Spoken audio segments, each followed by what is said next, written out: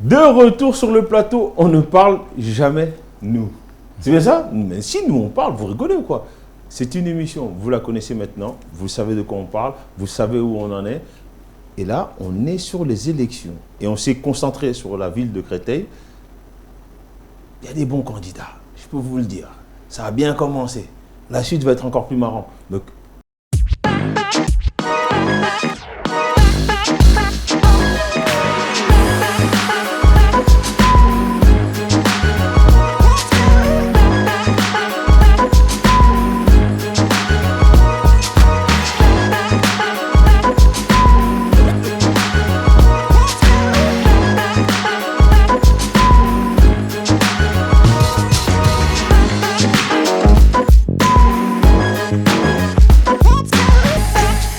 dire le nom de la personne qui est là, mais c'est mieux, on regarde le reportage, juste là maintenant. Le parcours politique de Sylvain Thézard est celui d'une persévérance au service de l'intérêt général. Depuis de nombreuses années, il s'est imposé comme une voix incontournable du débat local. Conseiller municipal d'opposition, il a appris à observer, à analyser et à proposer. Son expérience ne se limite pas aux enceintes de la mairie. Qu'il s'agisse de son rôle au sein de l'établissement public territorial ou de ses candidatures aux élections départementales, il a toujours porté une vision cohérente, celle d'une gestion plus transparente et d'une action publique plus proche des réalités quotidiennes des citoyens. Il s'est maintes fois exprimé contre le bétonnage excessif, plaidant pour une ville qui respire, où la nature et le patrimoine retrouvent leur place centrale. Son objectif est clair, redonner à Créteil son attractivité économique et commerciale pour que chaque quartier retrouve sa vitalité.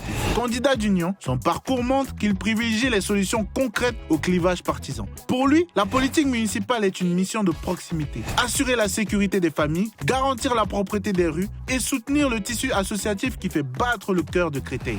En présentant sa candidature au municipal, Sylvain Thézard ne propose pas seulement un programme, il propose une méthode, l'écoute, l'expertise et l'action. C'est avec cette conviction et cette expérience solide qu'il se présente prêt à assumer les responsabilités de maire pour faire de Créteil une ville plus sûre, plus verte et plus fière de son identité. Mes petits ninjas, je suis vraiment désolé. Le candidat devait être là. Notre candidat, il devait être là. Oui, donc c'est moi aujourd'hui qui vais faire le candidat. Vous allez devoir me poser des questions et on va se mettre... Non, c'est pas vrai. On va pas faire ça. On va plutôt faire un débriefing. Que s'est-il passé alors avec ce candidat? Pourquoi il n'est pas là aujourd'hui? Sylvain Thézard n'a pas répondu à nos appels ni à nos courriers par mail. Sollicitations. Nos sollicitations. On a d'ailleurs croisé sa chef de cabinet, oui, qui devait nous appeler mais qui ne nous a toujours pas appelé. Donc... tout ce qu'on peut leur faire déjà... Non, tu sais, je leur souhaite une bonne campagne, mais avant qu'on leur souhaite une bonne campagne, j'ai envie... Est-ce que tu peux nous dire un peu brièvement quelles sont les étapes comment on dit, de programme? Le programme de Sylvain Thézard? Exactement. D'abord, il faut savoir que Sylvain Thézard est soutenu par les Républicains, UDI et Horizon. Et les Républicains et UDI, ouais. Horizon et le Parti radical. Quel parti radical? De droite. Plusieurs partis de droite le soutiennent. Et il est originairement politiquement centriste. Attends, laisse-moi m'installer tranquillement. Qu'est-ce que tu me racontes? Quel parti? Quelle extrême droite? Non, jusque-là quand même. C'est la droite dure, mais pas très dure. On est d'accord? Voilà, c'est pas le RN. Si tu veux aller jusque-là. Non, mais pas si je veux aller jusque-là, c'est la question que je pose pour aller là. Voyons. Mais il est connu pour rassembler plein de partis de droite.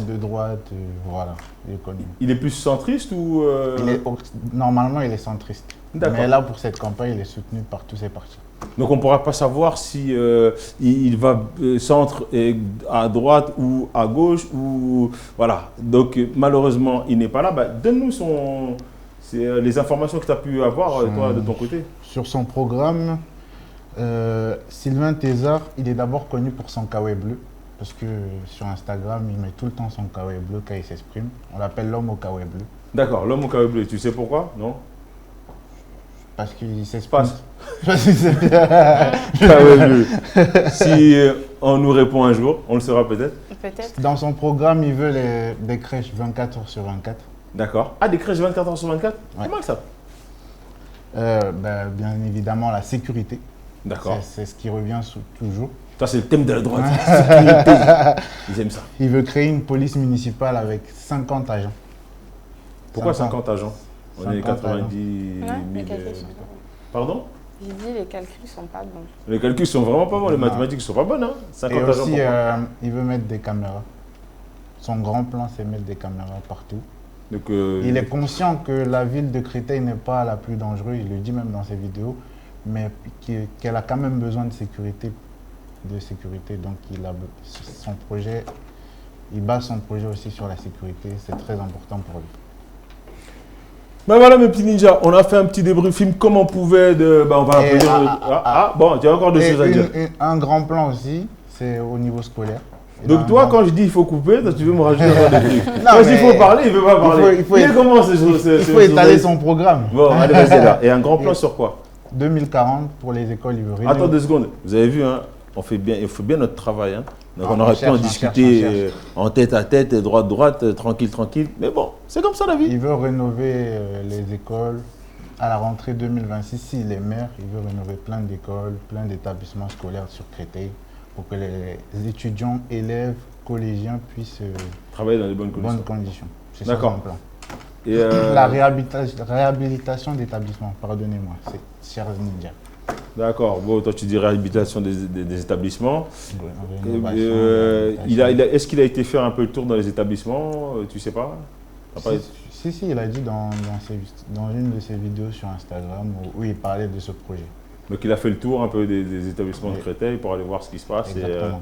Et, il a été reçu chaleureusement. Nous aussi, on l'aurait reçu chaleureusement. On aurait aimé qu'il nous dise ça plus Ouais, en de vive détail. voix qui nous J'avais explique plein ça. de questions pour lui.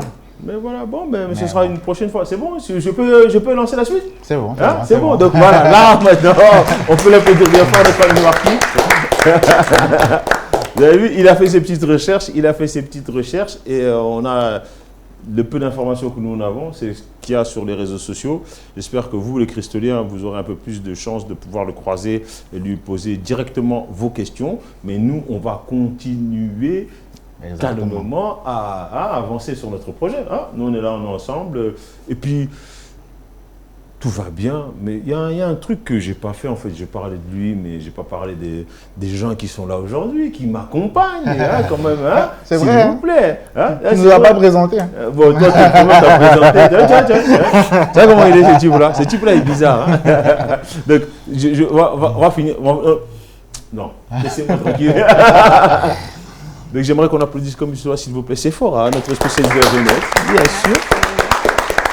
Et là, nous avons notre spécialiste, même pas, Marquis, vous le connaissez. Hein, on va dire Marquis, qui est rédacteur en chef de... Et notre le magazine. Ninja. Voilà. C'est Marquis. C'est Marquis. Ah, voilà.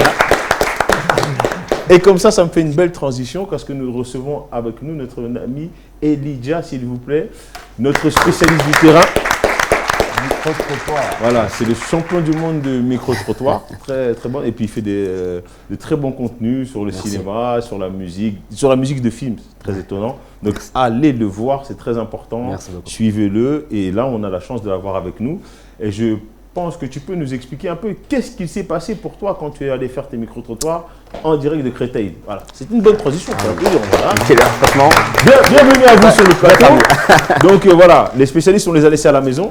Explique-nous, alors, qu'est-ce que tu as découvert lorsque tu es venu voir et faire tes micro-trottoirs en direct de Créteil? Alors, je sais que tu allais au marché, je oui, sais que tu exactement. allais dans le centre-ville, près du centre commercial, à l'université, tu as été voir plein de gens. Qu'est-ce que tu nous as ramené de bon?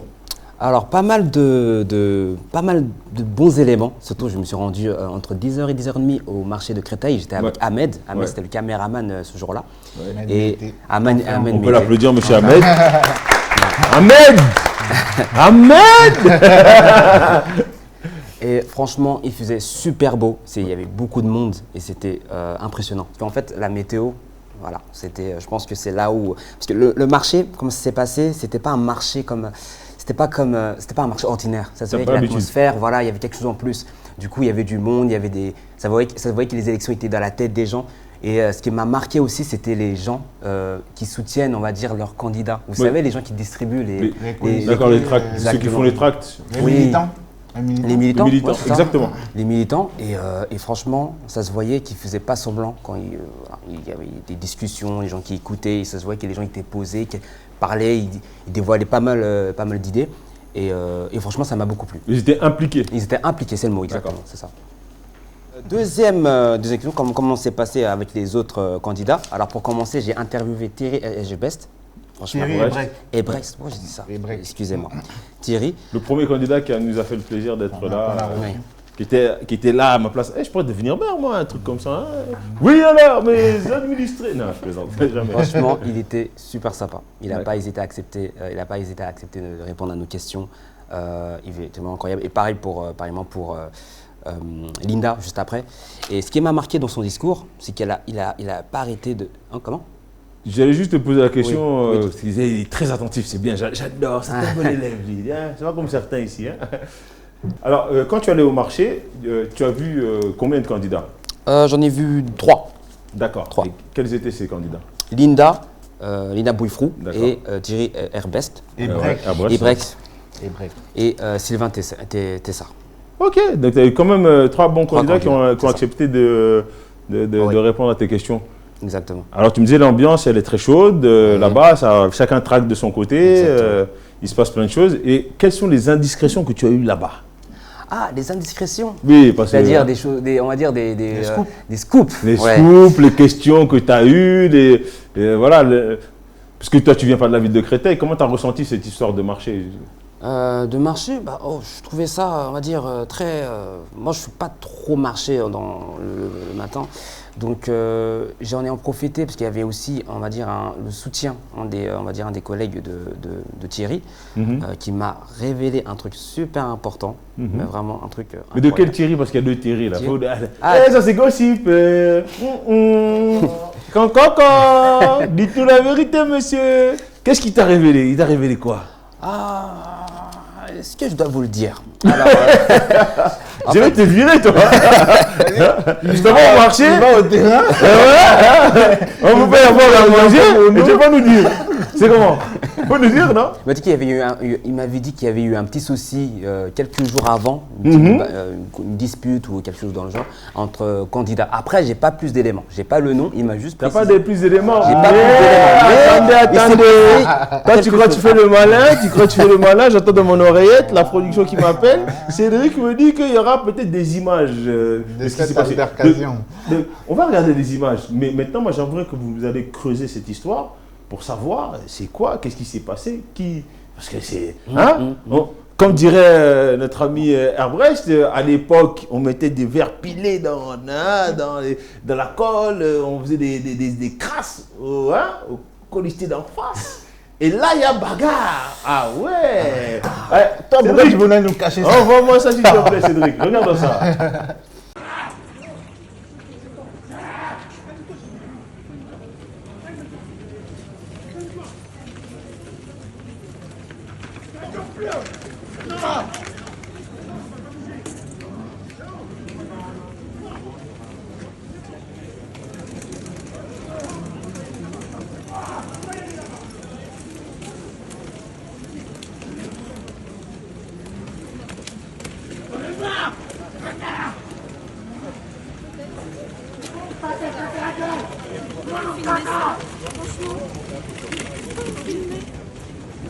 En cas de problème.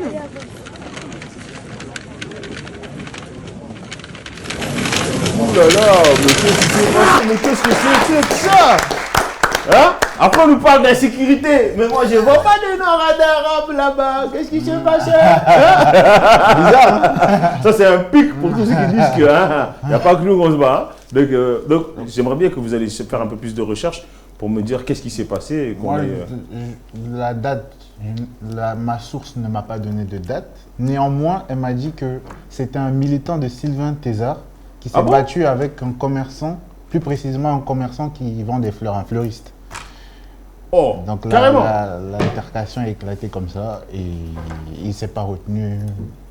Et Sylvain Tessard n'a rien dit sur les réseaux sociaux, n'a pas condamné l'acte.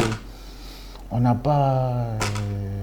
c'est quand même quelque chose de grave qu'un militant fasse ce genre de choses. Je sais pas pour vous. Ouais. Non, pas pour ça Mais- s'appelle les divers droits. Vous a- Ça a Petite bagarre.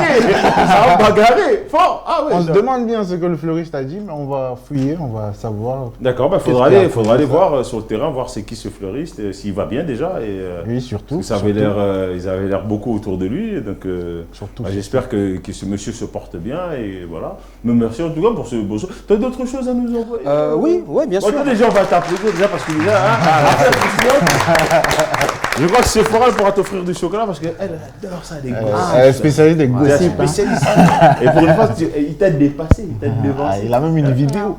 Il a ramené une vidéo carrément. Non, attendez. Bon, je suis sûr qu'elle est sur ce terrain-là, non. Si elle a dit non, ça veut dire qu'elle a des trucs, des dossiers plus durs que ça encore. Et quoi d'autre alors? Et franchement, juste après, j'ai interviewé Linda Ouais. Boulfrou, franchement super sympa. Et ça montre que même durant son discours, elle était sincère, elle était dégageait une bonne énergie. Et surtout, il y a un truc que j'ai souligné, elle a expliqué quand je lui ai posé la question, quelle question on pourrait poser au candidat, Oui. elle a précisé qu'elle expliquait qu'elle voulait interpeller les autres candidats sur les mesures concrètes à mettre en place pour que les citoyens sentent réellement entendus. Ça, c'est Soit entendu. Soit entendu. Donc franchement, j'ai trouvé ça vraiment pertinent.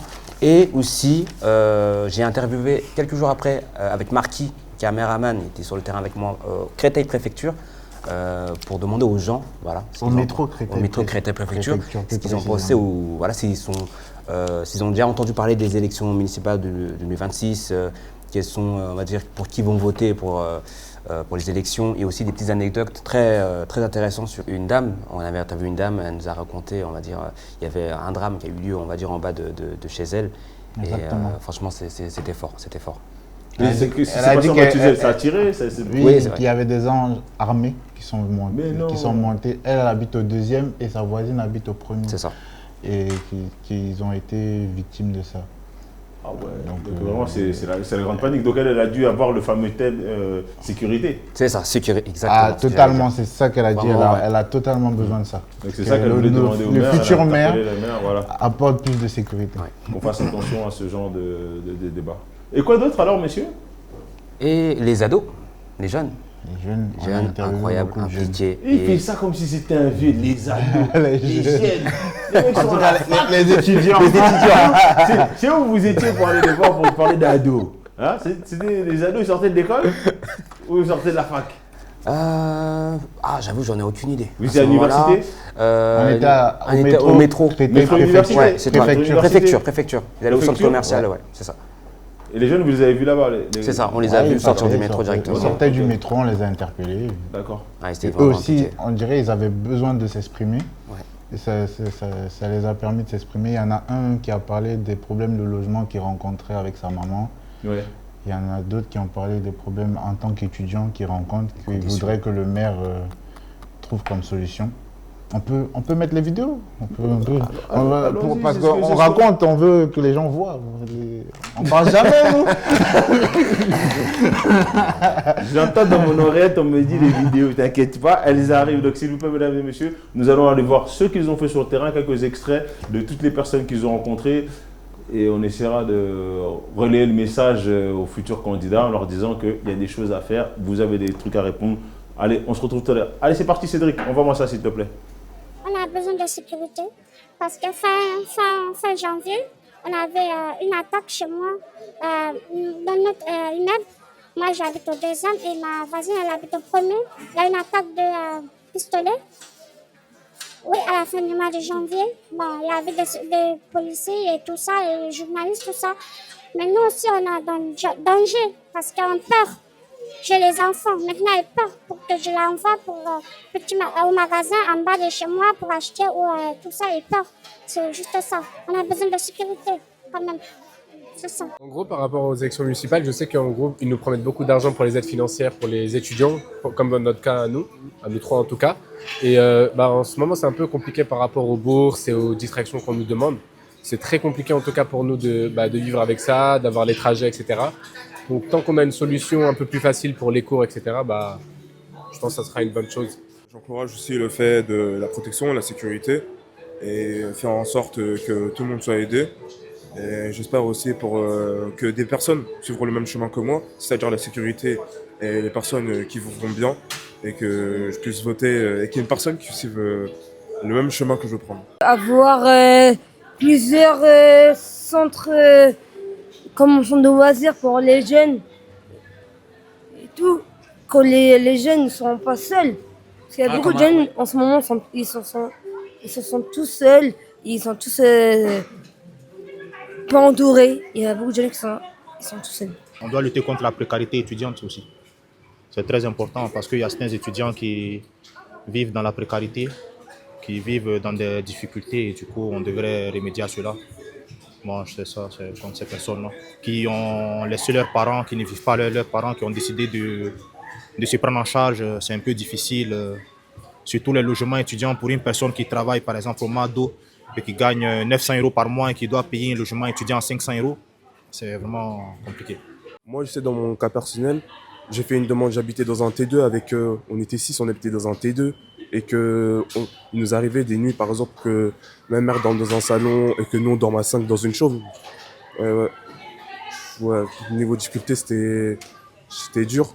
Et quand on a fait, par exemple, notre demande de logement, par exemple, pour pouvoir changer, ça nous a pris 10 ans. 10 ans. Et moi, ce que je voudrais, c'est que avoir un maire qui nous donne des aides au logement.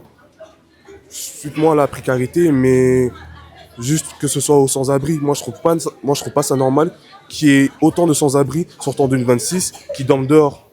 Ou que je les vois, par exemple, quand je me réveille le matin pour aller en cours, que je vois des sans-abri tout seuls, surtout dans le froid, avec la période hivernale. Pardon pour le bégaiement, mais avec, par exemple, qui n'ait pas de manteau, par exemple, pas d'habits, qui n'ait pas d'aide au logement. Aussi, c'est pour ça que, par exemple, j'ai choisi ma filière où j'y vais pour pouvoir aider, par exemple, les personnes à sortir de cette précarité.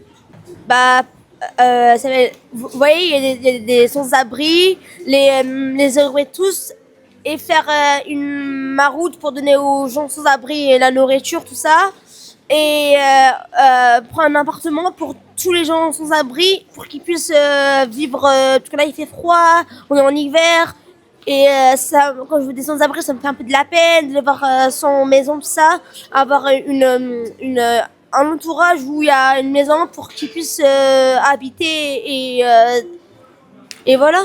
Ben voilà, franchement, messieurs, bravo. De retour sur le plateau.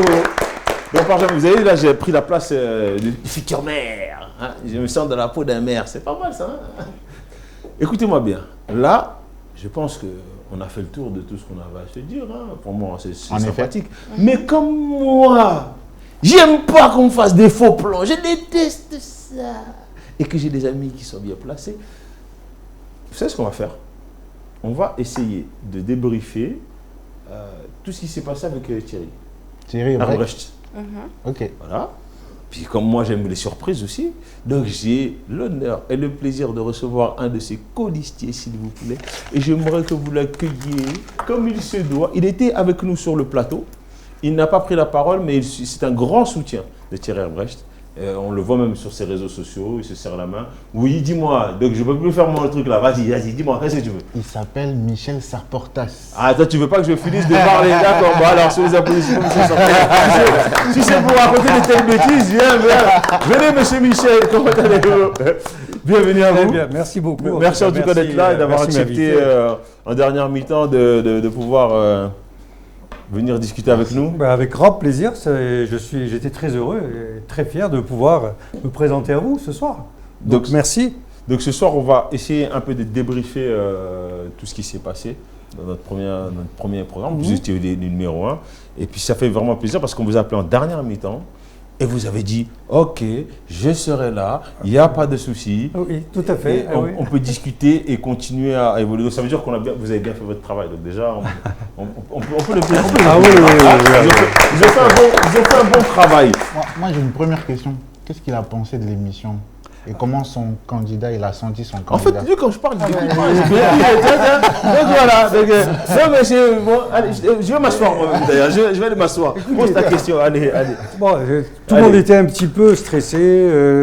La caméra, etc. Mais finalement, ça s'est super bien passé. Ça s'est super bien passé, pourquoi? D'abord parce qu'il y avait des bonnes questions, un petit peu diverses. C'est pas parce qu'il est animateur, on ne le voit pas, mais il a animé. Ça a donné beaucoup d'animation. C'est vrai que des émissions, on voit, bon, on interroge, machin, on pose la question, on a des réponses. Là, il y avait une ambiance, il y avait une animation, il y avait des questions diverses. Et je crois que vous avez mis à l'aise le candidat. Et ça, c'était important. C'était important, vous avez même interrogé les colistiers. Ça aussi, c'était important. On aurait pu avoir des questions du public, mais ça venait après, sauf que je crois qu'on était limité par le temps. Le timing était un peu serré, mais d'une manière générale, l'ambiance était bonne, le candidat était très heureux. On en a reparlé après. De l'avis de tout le monde, c'était très bien. Donc bravo à vous. On a fait un bon travail. Bravo à vous. Mon équipe de reporters est là. Les gens qui sont sur le terrain, notre rédacteur en chef, notre spécialiste de la jeunesse. On avait notre journaliste Douglas qui n'est pas là. Hein, Mister Douglas, Félix et Candice aussi. Parce que pour le débriefing, ils étaient en train de faire d'autres choses. Mais ils vous envoient leurs amitiés, ça c'est sûr. Et on va pouvoir justement développer certaines questions qu'on avait au départ. On commence par quoi, messieurs, mademoiselle, par quoi? Quel thème? Moi, j'avais une question. Il a dit qu'il était entrepreneur, mais finalement, je ne savais pas dans quel domaine. Il est entrepreneur, c'est quoi son entreprise? Alors, moi, je suis ingénieur de formation. Donc, je suis dans l'informatique, l'automatisme, et naturellement, j'ai créé mon entreprise dans l'informatique. Donc, je crée des logiciels en 96, donc à l'époque où Internet n'existait pas encore. Des logiciels, donc c'est Internet avant Internet, l'IA avant l'IA. Oui, c'est un petit peu ça, en fait, dans le sens où, à l'époque, c'était des logiciels de mobilité, ce que vous avez aujourd'hui dans les smartphones. D'accord. Sauf qu'aujourd'hui, vous avez tous une carte SIM, sinon vous ne pouvez pas travailler. Eh bien, nous, on n'avait même pas Internet à l'époque, et on mettait en place des logiciels de mobilité. Mobilité, ça veut dire quoi? Ça veut dire que, par exemple, vous voyez un exemple, les livreurs. Ils viennent, ils vont vous livrer un colis, ils vont vous faire signer, et ces informations vont au siège. Sauf que eux, ils ont une carte SIM.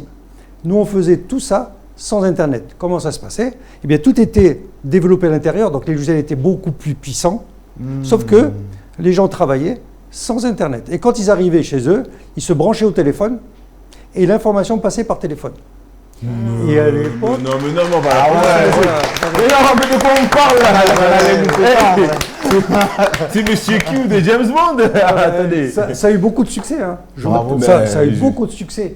Et ça a pris une ampleur folle quand les cartes SIM sont arrivées, qu'Internet est arrivé, parce que là, c'était beaucoup plus simple. Et juste pour vous donner un exemple, j'en ai parlé tout à l'heure, c'est de se dire, si vous imaginez le logiciel pour les livreurs, Amazon aujourd'hui utilise toujours mes logiciels. Voilà. Donc monsieur Arbrest, c'est bien entouré, c'est bien ce que je disais. Donc ça, c'est important. Voilà. Donc ça, c'est mon métier. Et là, j'ai créé dernièrement, je dirais pour me faire plaisir aussi, j'ai créé une société, je crée des parfums, des cosmétiques, des parfums de haut de gamme. Des parfums. Vous avez vu, mes ninjas, ils parlent aux personnes qui sont dans le public. Je crée des parfums, il faut venir sentir au magasin. Si ça vous intéresse, vous pouvez aller regarder le site. Pour hommes et pour femmes aussi? Pour femmes, bien sûr. Pour femmes surtout, parce qu'il y a des brumes, il y a des déodorants. Genre, nous, on ne doit pas sentir bon. Ça viendra. Ça viendra. Les femmes d'abord. Elles ont toujours la priorité. Voilà. Et donc, elles utilisent bien d'ailleurs.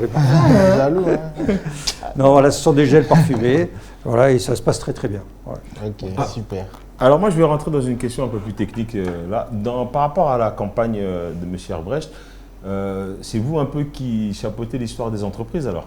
Oui. Au niveau de la réflexion, et comment ça se passe ça? Alors, pourquoi je m'occupe des entreprises? Parce que je suis un chef d'entreprise dans l'âme. J'ai créé mon entreprise et je me suis occupé pendant plus de 20 ans des entreprises. Comment? J'ai créé un club d'entreprise qui s'appelle le C4, qui existe toujours d'ailleurs, qui est composé d'une centaine de membres, dans lequel il y a 2-3 événements par mois. Pourquoi? C'est important parce qu'une entreprise, dans une entreprise, le chef d'entreprise est un petit peu isolé, il est tout seul, il prend des décisions tout seul, il rencontre des problèmes que tous les entreprises, les chefs d'entreprise rencontrent. L'idée d'un club, c'est de rassembler ces gens-là et d'échanger au niveau de business, d'échanger au niveau des recommandations, en disant mais toi je te connais, mais je sais quelqu'un qui est intéressé, je vais vous mettre en relation, etc. Ça c'est important.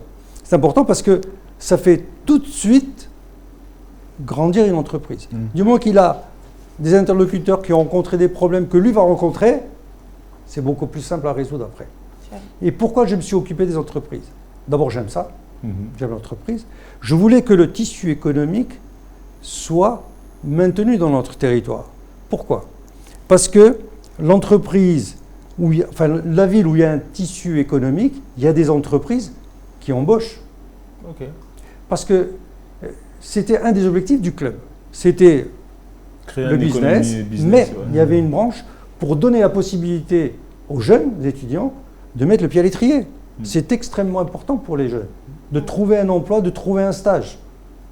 Parce qu'on le sait, aujourd'hui, et j'en ai rencontré beaucoup, les jeunes, on leur promet un stage d'alternance, par exemple, je prends un exemple. Hein. Ouais. Arrivé devant l'entreprise, d'abord l'entrepreneur est surpris, il n'attendait pas. On ne prépare pas les jeunes à l'entreprise. Il faut d'abord avoir un réseau pour dire, écoutez, voilà, j'ai des jeunes avec tel CV, je vous l'envoie, regardez dans le réseau si vous pouvez le prendre, etc. Et je peux vous garantir qu'on a pris énormément de jeunes en alternance, des jeunes, bien sûr. Ah super. Bien sûr, je vais vous parler d'un événement qu'on a créé. Des jeunes en CDD, des jeunes en CDI, il y en a qui trouvent l'emploi. Mais l'entreprise ne commence pas forcément quand on est adulte, quand on est dans la recherche d'emploi. Elle commence quand on est jeune, quand on a 12 ans, quand on est en 4e. Il y a ce qu'on appelle un stage d'observation. Mais c'est quoi ce stage d'observation qui est obligatoire? Le fameux stage d'observation, à quoi il sert à observer quoi? Ça permet... Ils les exploiter ou ils observent vraiment? Alors, il y en a qui... mais c'est une bonne question, parce qu'il y en a qui observent et il y en a qui profitent. Mais c'est pas bon ça, c'est pas bon. Un jeune à 12 ans, en tout cas chez moi, dans mon entreprise, on en a pris beaucoup, on prend les enfants de nos collègues, déjà. Ouais, déjà. Pas forcément du piston, parce que c'est important. Le stage d'observation, c'est un stage pour les enfants de 12 ans. Pardonnez-moi, monsieur Fortas, on ne va pas se mentir quand même. Si on n'a pas de contact, comment on peut réussir? Donc il faut le réseau. Donc on commence par le. Mais non, on est franc. On se dit les termes ici. Mais oui. Pas de langue de bois entre nous. Non, pas de langue de bois. C'est pour ça que je dis, ceux qui ont de la chance d'avoir des connaissances pouvaient placer leur enfant. Exactement. Mais il y en a d'autres, les mamans. Moi je les connais. Elles appelaient les entreprises, vous ne pouvez pas prendre mon enfant, etc. Et les gens, non. Nous, nos entreprises, quand je présidais ce club, je leur demandais de prendre ces jeunes. C'est 4 jours, c'est pas énorme. Mais attention, c'est 4 jours, pas servir le café. Hein. Ah non, c'est facile.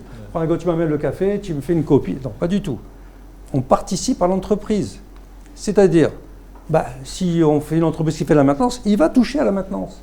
Il va parler avec ses collègues, des adultes. Il va rentrer dans le monde de l'entreprise à 12 ans. Moi, ce que je faisais pour ces jeunes, je leur disais, vous le prenez dans un service de maintenance, de réparation, peu importe, ce qui lui faisait plaisir. 4 jours. Vous vous occupez du jeune. Parce qu'après les 4 jours, le petit jeune, là, il ne va pas rentrer chez lui tranquille. Il va faire un exposé devant tout le monde. À 12 ans. Il faisait l'exposé de ce qu'il a appris pendant les 4 jours. Et ça donnait déjà une responsabilité à ce jeune. Il respectait les horaires. Il savait travailler en équipe. Il respectait ses collègues. Et il avait déjà cet esprit de dire « Waouh, l'entreprise, c'est ça. Je ne savais pas que c'était comme ça. Ce n'est pas l'école. On n'attend pas la cloche pour sortir. On a des collègues, on travaille avec les collègues, on travaille avec l'équipe, on apprend des choses, on apporte ce qu'on peut apporter. » 4 jours. Mais les pauvres mamans qui recherchent des entreprises pour mettre leurs gosses, il faut leur donner cette possibilité. Et moi, j'insiste lourdement là-dessus. En tout cas, M. Fortas, on va vous applaudir là. Vous savez ce qu'on va faire? C'est simple. J'ai une question par rapport à ça. Vas-y, pose la question. Mais attends. Tu peux la bloquer la question? Oui. Parce que là, nous allons faire une petite pause. Il y a 2 choses. Oui. Il y aura la question de Sephora. Oui. Et nous dire c'est quoi le CCAP? Qu'est-ce que ça veut dire exactement? C'est quoi le terme exact? Et mais Ninja, vous avez vu, hein, vous voulez les choses des entreprises, faire avancer les choses, faire évoluer les choses. Il y a des gens comme ça. Donc, monsieur Thierry Herbrecht, il a bien choisi son colistier, puisque apparemment, dans les entreprises, il va se passer des choses. Donc, on fait une petite pause juste là, et après, on se retrouve juste après la publicité, comme on dit chez nous. Allez, à tout de suite. Merci en tout cas. Bravo.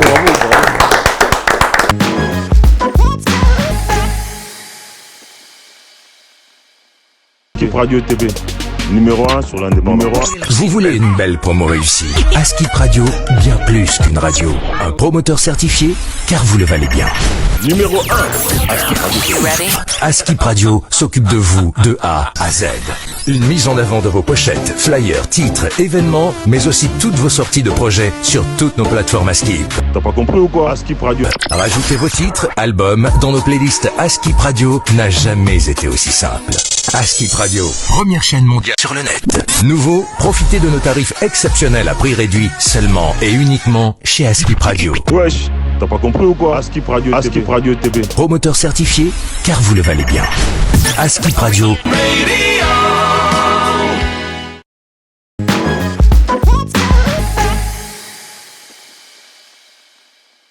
De retour sur le plateau de... On ne parle jamais, nous. Voilà, pour une fois, ça change, on envoie, on est là, tranquillement, on parle PJ. Donc vous vous rappelez des questions que je vous ai posées? Oui, vous m'avez demandé qu'est-ce que représente le CCAP, c'est quoi? Qu'est-ce que ça veut dire CCAP? CCAP, parce que je vous ai vu le développer ça, on aurait cru une machine de guerre. Mais avant ça, bloquez ça, oui. Parce que Sephora avait une question.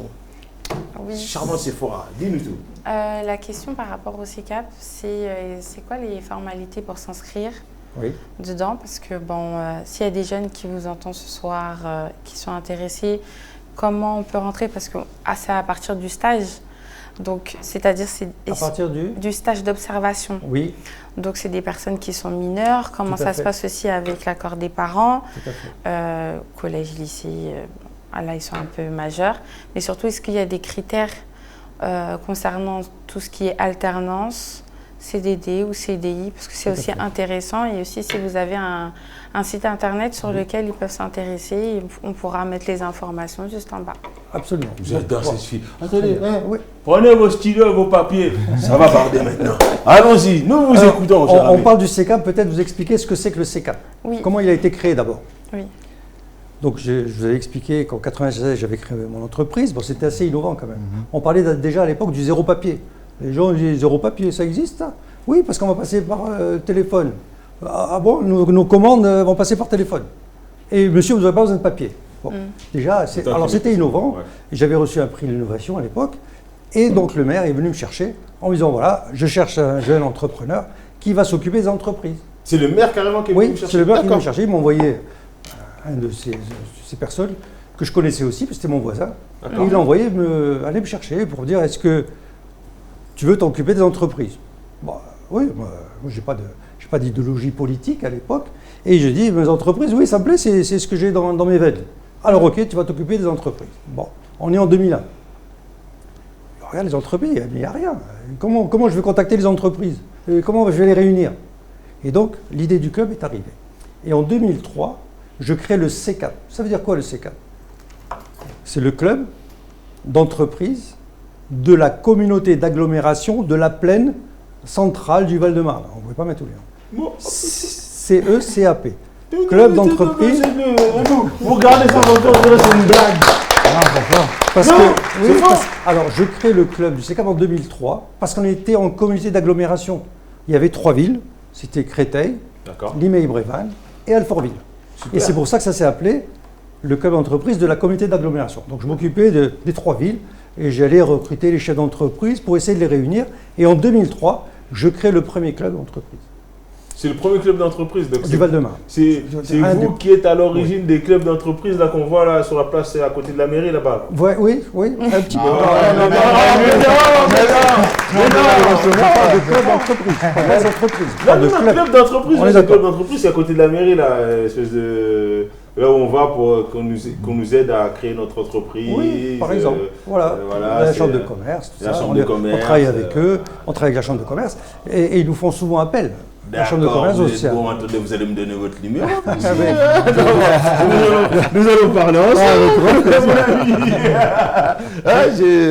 Je vais vous faire une confidence extrêmement importante. Donc en 2003, je crée le CCAP, donc avec 2-3 événements par mois qui font rencontrer les chefs d'entreprise, des recommandations, etc. En 2004, le BNI, je ne sais pas si vous connaissez le BNI, c'est le Business Network international, débarque en France. C'est un club qui réunit 20-30 personnes par cercle, ce qui s'appelle des cercles. dans lequel il n'y a que des échanges business, d'accord, des recommandations. Et j'ai fait partie, je vous montre le diplôme, du premier cercle, donc fondé le premier cercle BNI en France. Le premier cercle en 2004. Je vous dis ça pourquoi? Parce qu'aujourd'hui, oui, je fais partie des premiers fondateurs. D'accord. Le premier cercle. Le premier club. Il n'a pas entendu ma phrase. C'est lui qui devrait être maire normalement. Hein, en vrai. Pardonnez-moi, monsieur Herbrecha, mais. Hein? Alors, qu'est-ce que fait ce BNI? Vous savez qu'aujourd'hui, en France, il y a 780 BNI. Il y a plus de 20 000 membres adhérents en France. Ah oui. J'ai fait partie du premier club. C'est important. Parce que, pourquoi le club d'entreprise? Pourquoi le CECAP?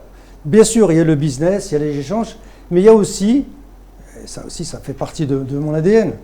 J'étais professeur de maths physique. Donc, en Afrique, j'ai enseigné en Côte d'Ivoire, voilà, à 300 km d'Abidjan. Il a travaillé, hein? Il a travaillé, il connaît bien la Côte d'Ivoire. Il a cherché des informations. J'y étais cet été, donc voilà, entre Ivoiriens, on se comprend. J'étais volontaire à mon service national. Donc j'étais volontaire pour enseigner en Côte d'Ivoire. Et donc les enfants, ça fait partie de mon ADN. Et j'enseignais et je transmettais. Donc ça fait partie de mon truc. Et quand j'ai créé le CECAP, j'avais une branche pour les étudiants. Pourquoi? Parce que, on le voit souvent jusqu'à aujourd'hui, un enfant qui veut faire une alternance. D'accord. D'abord, il n'a pas de place. On l'a fait payer peut-être son truc, ses études. On arrive, il n'y a pas de place. On n'a pas préparé, on n'a pas parlé aux entreprises, on n'a pas de réseau. Un enfant, il est là, il n'a pas de réseau, il ne sait pas où aller. Le CECAP prend beaucoup d'alternance. Et c'est extrêmement important. Et moi, je leur dis aux chefs d'entreprise, vous prenez ces jeunes, vous n'allez pas leur faire rendre service. Vous leur rendez service, mais ils vont vous rendre service aussi. Parce que ces jeunes-là, ils sont en contact des nouvelles technologies du jour. Vous travaillez depuis longtemps. Mettez ensemble un jeune avec sa fougue, son envie de travailler, son envie d'arriver, et un ancien qui est plus posé, mais qui a l'expérience. Moi, j'ai fait l'expérience. Ça fait des étincelles. Je vous promets. Ça fait des étincelles dans une entreprise. Franchement, ça c'est n'est-ce pas? Association. C'est extrêmement important. Quel parcours. C'est vrai. Et alors, il y a un terme que vous avez employé tout à l'heure, que peut-être très peu de gens calculent, l'idéologie. Oui. Pourquoi vous avez dit idéologie politique? Oui. Ça veut dire quoi exactement? Oui, parce vous n'avez pas d'idéologie politique. Oui, je vais expliquer pourquoi. C'est important, ce que je veux dire. C'est que... Mais tout est important avec vous, monsieur. Ne vous inquiétez pas. Voilà. Donc, quand on m'a demandé de m'occuper des entreprises, je n'étais pas socialiste. Hein. D'accord. Voilà. Et donc, c'était de m'occuper de la partie civile. Parce que la partie civile, j'ai dit, d'accord, moi, l'entreprise, ça me va. Qui que ce soit. Parce qu'il n'y a pas... Dans une entreprise qui embauche n'a pas d'idéologie particulière. Mais... Pas de droite, de gauche, machin, pas d'extrême, mais c'est tout. On est dans une sphère républicaine et ça me va très bien. Voilà. Pourquoi l'idéologie? Parce que on m'a dit, ouais, ce sont les socialistes qui s'occupent, etc., etc. J'ai dit, attendez. Un chef d'entreprise, il est socialiste peut-être même plus que les socialistes eux-mêmes. On parle d'idéologie. Pourquoi?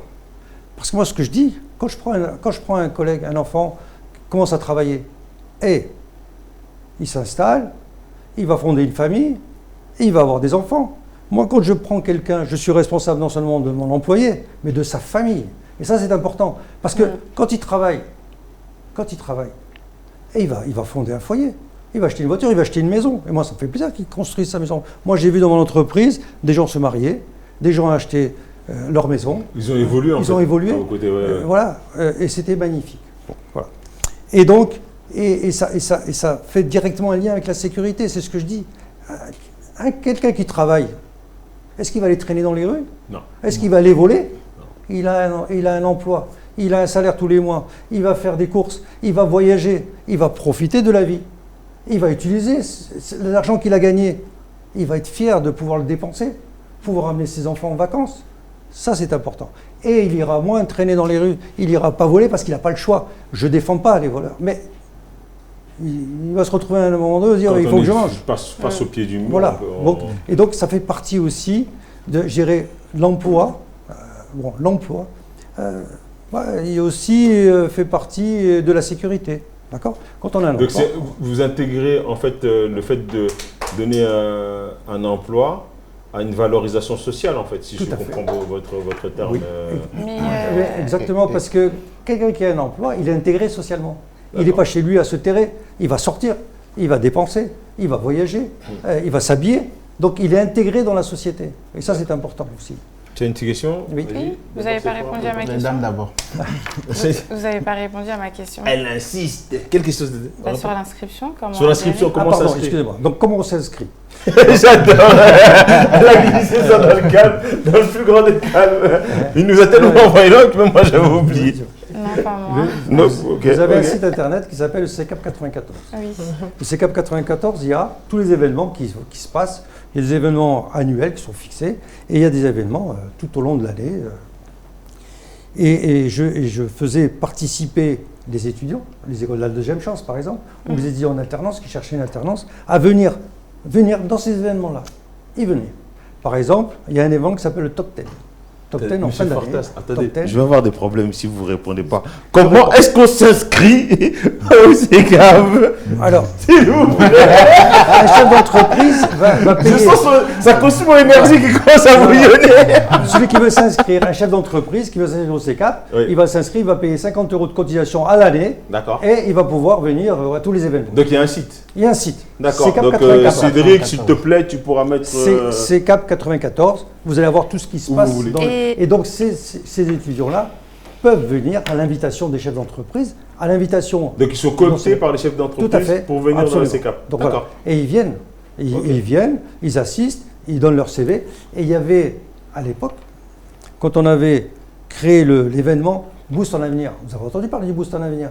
On l'avait co-créé entre le CECAP et l'université, sur lesquels on avait le premier événement qui s'est passé pendant le Covid. D'accord? On avait 1200 étudiants qui sont venus visiter tous les stands des chefs d'entreprise, puisqu'on exposait. D'accord. Et 80 alternances ont été signés le jour même. Wow. Ça, c'est. Voilà. Ça, c'est des choses concrètes. Ça, c'est des choses concrètes. Vous venez de dire que c'est uniquement coopté par les chefs d'entreprise, donc une personne lambda ne peut pas s'inscrire? Une personne lambda peut s'inscrire. Si elle paye 50 € de cotisation, elle va pouvoir venir. Et on a eu déjà. Et si elle ne paye pas les 50 € de cotisation, c'est qu'elle a été cooptée par quelqu'un qui a amené directement. Moi, j'en ai pris. Il faut qu'elle soit du 94? Non, pas forcément, absolument. Et moi, ce que j'ai toujours dit, c'est qu'un chef d'entreprise, absolument pas. Un chef d'entreprise n'a pas de frontières. Il n'a pas de frontières. S'il a un client dans le 91, il ne va pas y aller. Si. Bien sûr que si. Donc il n'y a pas de frontières. Il n'y a pas de frontières. Et pour les personnes qui sont mineures, ça se passe comment pour chercher un stage? Qui sont mineurs? Oui, au lycée ou, comme vous avez dit, les stages d'observation. Oui, comment ils peuvent venir voir un peu ce que c'est que l'entreprise, voir un peu, poser des questions, au moins. En fait, c'était de savoir, bon, moi je suis mineur, je viens chercher un stage, je frappe au CECAP. Oui. Comment? Pour dire, moi j'ai besoin d'un stage. Parce que c'est vrai que c'est un énorme problème, ces histoires de stage. Qu'ils soient d'observation ou pas, qu'ils soient payés ou pas payés. C'est-à-dire qu'on se retrouve très souvent, surtout là je suis obligé d'utiliser ça. Là c'est la période de stage en ce moment. C'est ça, mais les jeunes souvent qui viennent de quartiers défavorisés, etc., ils se retrouvent toujours à... Le jour même, la période de stage a commencé. Ils n'ont toujours pas de stage. C'est coincé. Ils se retrouvent à carreau. Comment est-ce que donc, je viens au CECAP, je fais comment? J'envoie un mail, j'envoie un... Oui, sur comment ça se passe. Ouais. On a un interlocuteur privilégié. Par exemple, on a ce qu'on appelle la bourse aux emplois.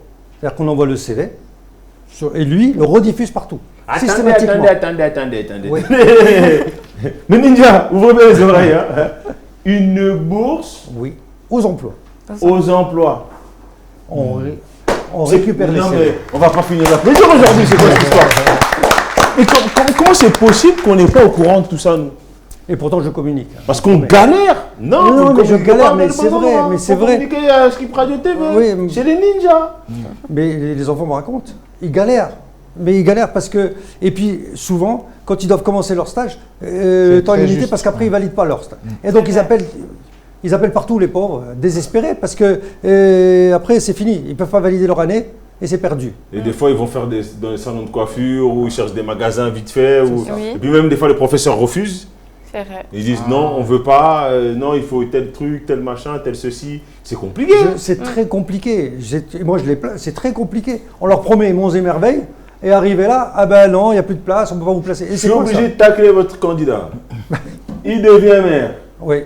Il remplace l'ancien système, comme il a dit la dernière fois. Des élections, on ne sait jamais. Comment ça se passe?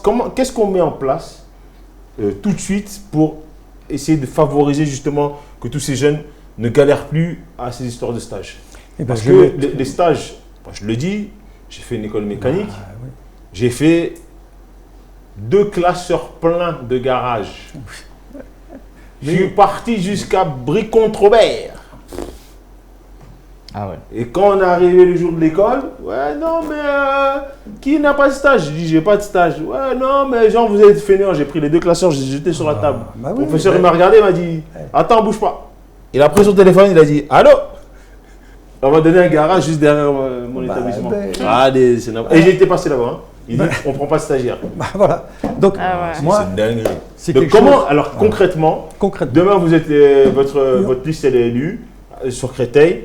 Comment on règle ce problème? Je m'engage, il y aura un guichet dans lequel on va pouvoir poser son CV. CV. La mairie ne s'occupe pas d'aller placer les gens. Sauf que la mairie sera en contact avec les clubs d'entreprise.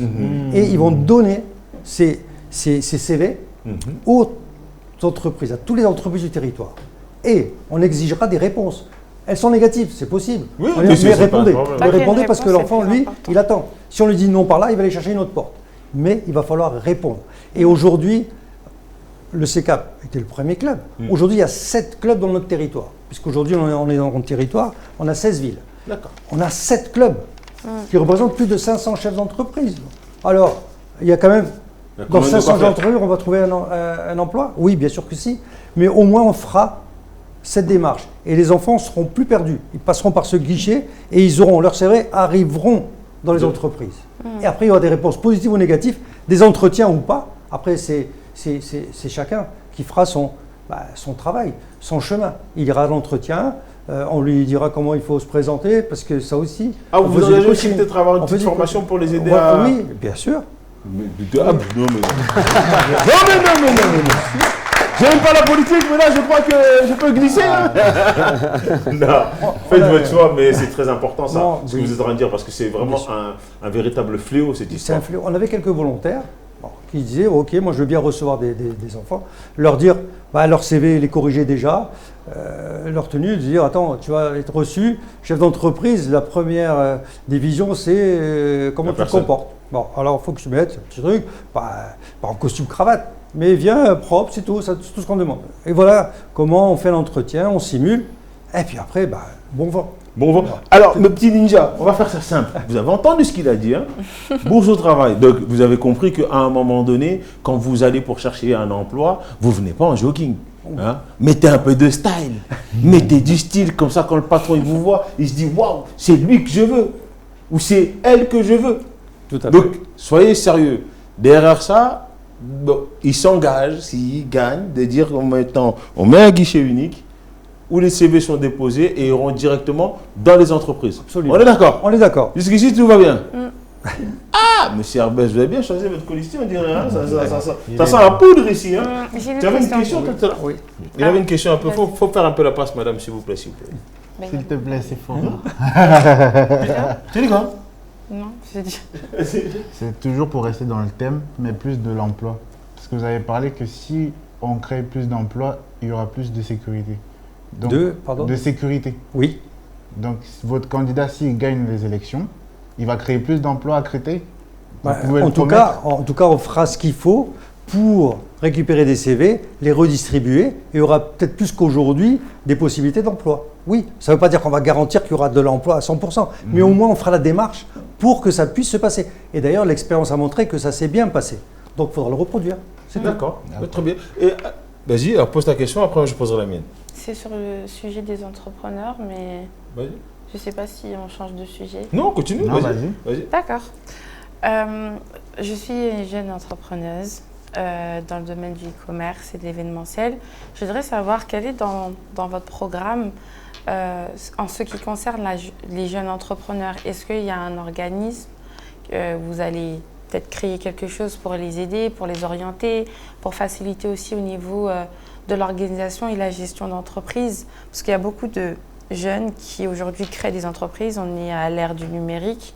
Donc, c'est pas compliqué d'être auto-entrepreneur aujourd'hui, mais on ne parle pas assez de les impôts, les taxes, comment faire des fiches de paye, comment gérer la gestion humaine, les livraisons, la douane, enfin tout ça. La sécurité sociale aussi, comment en tant que chef d'entreprise, comment gérer, et vous êtes aussi chef d'entreprise, donc qui dit emploi dit aussi entrepreneur.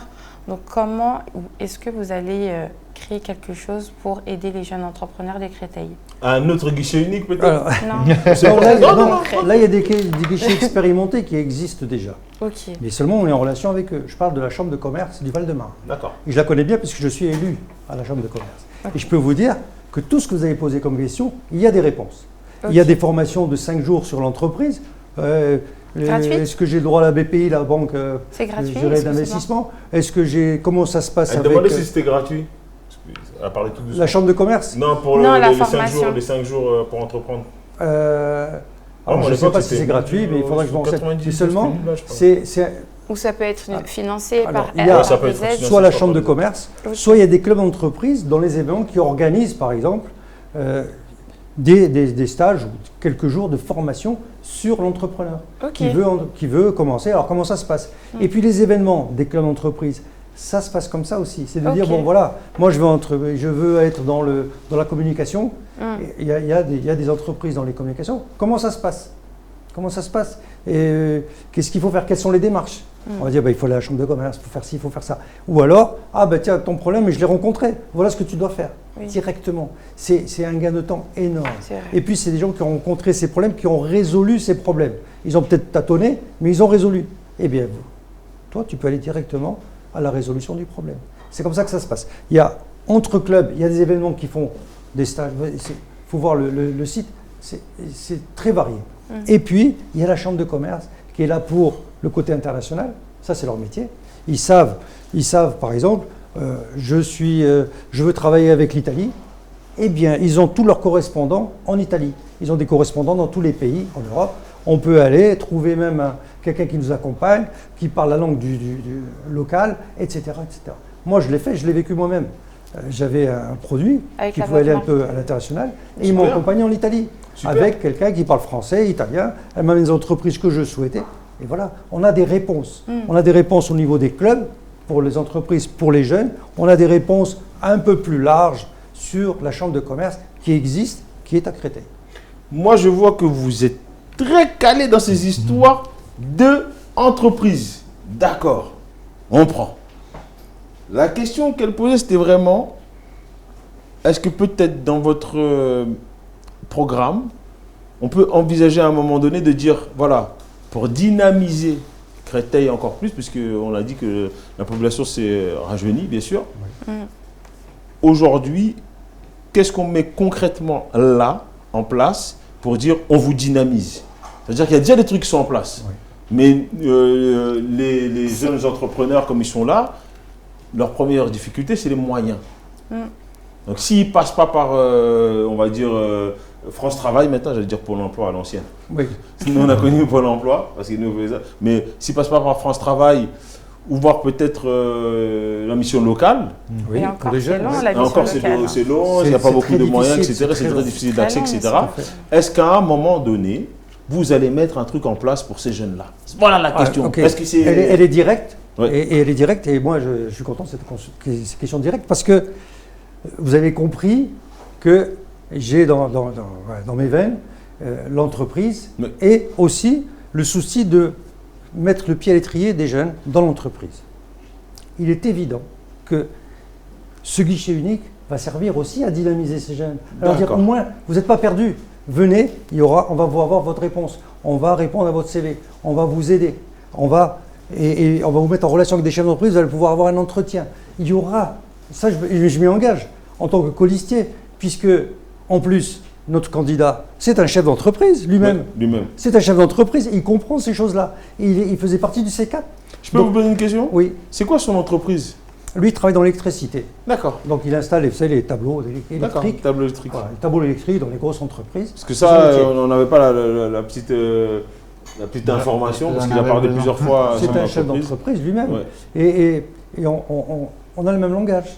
C'est un chef d'entreprise qui a des jeunes aussi dans son entreprise. Je l'ai vu, j'étais visiter son entreprise. Et il travaille dans l'électricité. Donc voilà. Et donc il est sensible à ces questions-là. À la question de l'emploi, aux questions des jeunes qui ont besoin de travailler. C'est capital. Et je dis encore une fois, dans une ville, d'abord une entreprise, dans une ville, elle sert à quoi l'entreprise? Elle travaille, d'accord. Elle finance la moitié du budget de la ville, il ne faut pas l'oublier. Parce que sans entreprise, il n'y a pas moins d'impôts, donc il y a moins de développement de la ville. L'entreprise, il ne faut pas la négliger. Il ne faut pas négliger les gens qui prennent des risques, qui créent de l'entreprise. Donc il y a le côté financier, d'accord, mais il y a aussi la côté sortie pour l'intégration des jeunes. D'accord. Et il y aura ce guichet qui va au moins vous aider. Parce qu'aujourd'hui, c'est qu'est-ce que je fais, où je vais, à qui je tape, quelle porte? Il y aura une porte. Elle sera toujours ouverte. Franchement. Là, ce qu'on va faire, on va faire une petite pause parce que le temps passe vite en fait. On se dit 10 minutes, il y a plein de questions, mais le temps passe très très vite. On va faire une petite pause et on va se retrouver et on terminera par le côté sécurité. Oui, d'accord. Parce qu'on en a parlé vraiment la dernière fois, il y a eu plein de petits échanges sympathiques, et voilà, on nous a parlé de cow-boy, non, c'est pas des cow-boys, ils ont dit, il y a la formation qui va être là, il faut être honnête là-dessus, mais c'est vrai que c'est quand même une inquiétude, bien sûr. Ça, parce que vu toutes les affaires qu'il y a eu, etc., entre les policiers qui ne faisaient pas bien leur travail, il y en a d'autres qui font très bien leur travail, ça aussi il faut le dire, que s'ils n'étaient pas là, il y aurait d'autres choses qui arriveraient, donc il faut dire les deux choses, mais en même temps, on se dit que voilà, c'est un besoin, puisqu'on a, tout à l'heure, quand on a fait des micro-trottoirs, on a une dame fusillade en bas de chez elle, traumatisme, donc on a besoin de cette sécurité. On en a marre, comme j'ai dit la dernière fois, que les gens passent et instrumentalisent la sécurité pour les bienfaits de leur campagne. Ça suffit. Nous avons tous les mêmes problèmes, et je dirais même que nous, on est encore plus en prise directe avec l'insécurité. Oui. Donc les premiers qui ont vraiment besoin de sécurité, c'est nous. Il y en a, ils entendent parler de l'insécurité à la télé, et donc ils se disent, nous on ne veut pas ça chez nous, mais nous on baigne dedans tous les jours. Tout à fait. Donc sur cette troisième partie, on va parler de ça, puis tu auras quelques petites questions en plus, comme d'habitude, Songi ou pas du tout? On dit gossip. Oui. Voilà, donc on se retrouve juste après cette petite page-là pour notre dernière partie. En tout cas, merci en tout cas vraiment d'être là et ça nous fait vraiment plaisir. Vous avez vu? Vous avez réussi à nous réveiller. C'est bon. On se retrouve juste après la pub. À tout de suite.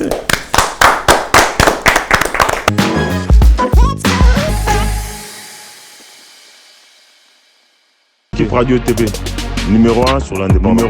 Vous voulez une belle promo réussie? Skip Radio, bien plus qu'une radio. Un promoteur certifié, car vous le valez bien. Numéro 1, Skip Radio. Skip Radio s'occupe de vous de A à Z. Une mise en avant de vos pochettes, flyers, titres, événements, mais aussi toutes vos sorties de projets sur toutes nos plateformes Skip. T'as pas compris ou quoi? Skip Radio. Rajoutez vos titres, albums dans nos playlists. Skip Radio n'a jamais été aussi simple. Skip Radio, première chaîne mondiale sur le net. Nouveau, profitez de nos tarifs exceptionnels à prix réduit seulement et uniquement chez Skip Radio. Wesh, t'as pas compris ou quoi? Skip Radio, Skip Radio TV. Promoteur certifié, car vous le valez bien. Skip Radio.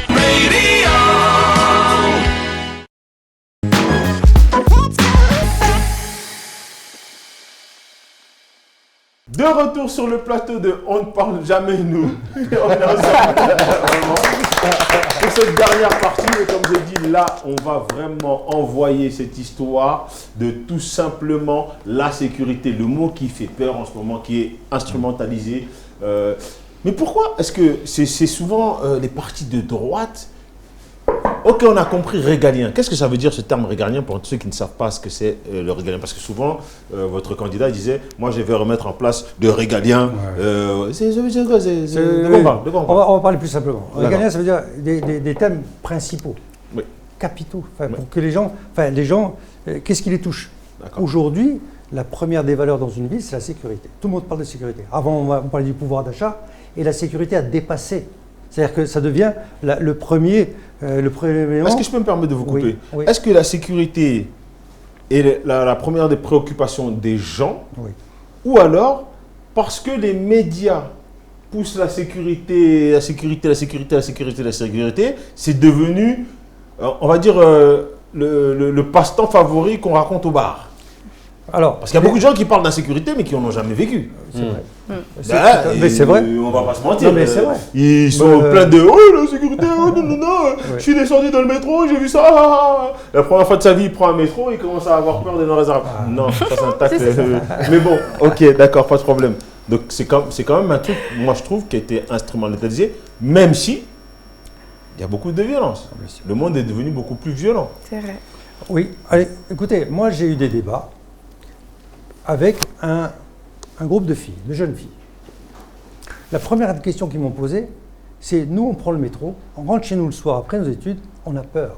Qu'est-ce que vous faites contre ça? Ben oui, elles ont raison. Nous on prend notre voiture, on rentre chez nous, on stationne, on est tranquille, on va dans notre garage. Mais elles prennent le métro. Elles ont peur. Et donc c'est pas quelque chose que, il y a eu bien sûr, les médias en parlent. Donc ça augmente un petit peu ce sentiment d'insécurité. Mais la réalité, elle est là aussi.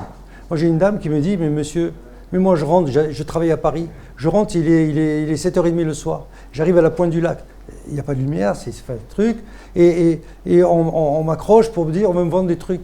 Elle a peur. Même s'il n'y a pas de danger immédiat, mais elle a peur. Mais la peur... Est-ce que vous vous rendez compte de ce que vous êtes en train de dire? Oui. C'est-à-dire que c'est vraiment... on a instigé la peur dans les gens. Oui. C'est-à-dire que quelqu'un qui vient vous demander quelque chose, tout de suite... oui, à la Madani. Non. Qu'est-ce que j'ai ce soir à attaquer les gens? Sors de ce corps. Mais c'est vrai ce que tu dis. Donc c'est instiguer quand même l'insécurité. Parce qu'il y en a de l'insécurité, vraiment. Faut pas on minimise pas le sentiment de chacun. Ça, par contre, ça, on va être très sérieux. Et l'insécurité, il y en a. Mais cette espèce d'histoire d'hystérie, il y a un moment donné, il faudrait peut-être qu'on redescende un petit peu et qu'on regarde réellement d'où viennent les choses. Parce que, comme je vous disais hier, si on ne travaille pas en amont, on aura beau mettre tous les millions de soldats qu'il faut, je ne sais pas où. Oui, je suis d'accord. Il n'y a rien qui va changer. Alors, justement, faut revenir un petit peu en amont. D'accord. C'est-à-dire, c'est vrai qu'aujourd'hui, la sécurité, on est obligé de faire quelque chose. Les caméras, tout le monde parle des caméras. Moi, je préfère qu'il y ait une caméra qui ne serve à rien, mais elle est là. Elle peut dissuader. C'est très bien. Okay. Ça gêne quoi une caméra qui est là? Je m'en fiche. Au contraire, elle a qu'à être là tout le temps si elle veut. Mais puisque moi, j'ai rien à me reprocher, je peux me balader tranquille. Il peut y avoir 10 policiers autour de moi. Je serai rassuré. Les Jeux Olympiques. Je peux vous tacler un peu? Oui. Juste un petit peu. Allez. Combien de fois vous faites contrôler par jour Est-ce que vous avez déjà montré vos papiers, s'il vous plaît, monsieur? Je m'assois. Je veux savoir combien de fois vous donnez vos papiers. Vous êtes entouré de 10 policiers, comme vous avez dit, vous passez. Une fois à Créteil. Une fois? Non, une fois. Je parle d'une fois. Je veux un exemple. Il y a quand, en 1955? Ils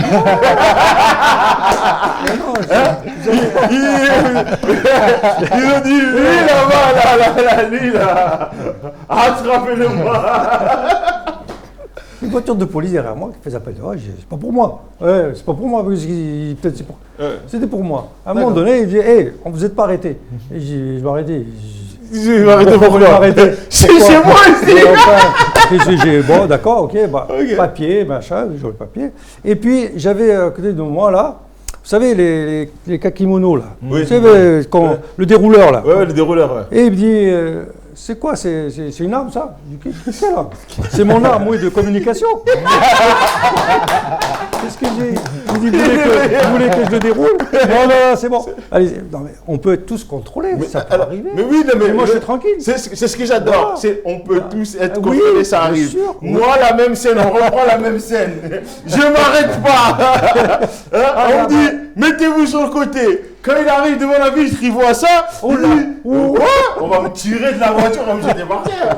Et après, c'est seulement là où ils vont dire, ah bah c'est qu'un kakémono.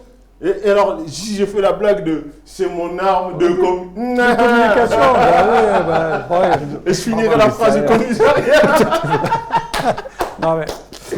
Non mais c'est vrai. Cette réalité-là aussi. Cette réalité-là aussi que j'aime bien transmettre. C'est pas une histoire qu'à un moment donné, on en veut ou pas à la police, tout ça. C'est pas, le débat, il est vraiment pas là.